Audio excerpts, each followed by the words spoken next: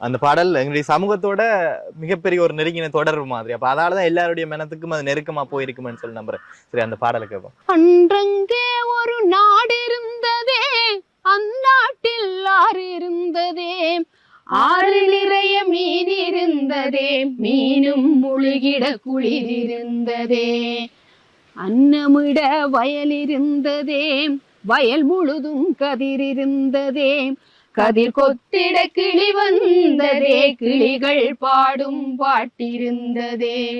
அந்நாட்டில் நிழல் இருந்ததே, மண்வழியில் மரம் இருந்ததே, மரத்தடியில் பேசி சிரித்திட நண்பர் கூட்டம் 100 இருந்ததே. நல்ல மழை பெய்திருந்ததே, நரகத்தீ சூடில்லையே, தீவட்டி களவில்லையே, தின்றது எதுவும் நஞ்சில்லையே. ஒரு வீட்டில் அடுப்பெறிந்தால் மறு வீட்டில் பசி இல்லையே, ஒரு கண்ணு கலங்கி நிறைந்தால் ஓடி வர பலருண்டங்கே.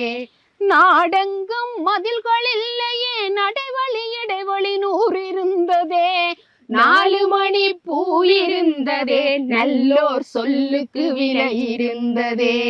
அன்றும் பல மதம் இருந்ததே, அதையும் தாண்டி அன்பிருந்ததே.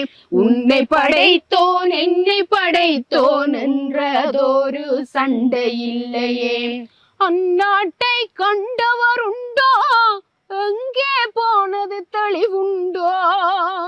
அந்நாட்டை கண்டவருண்டோ, எங்கே போனது தெளிவுண்டோ? அந்நாடு இறந்து போனதோ, அதுவே வெறுங்கனவானதோ. அந்நாடு இறந்து போனதோ, அதுவே வெறுங்கனவானதோ.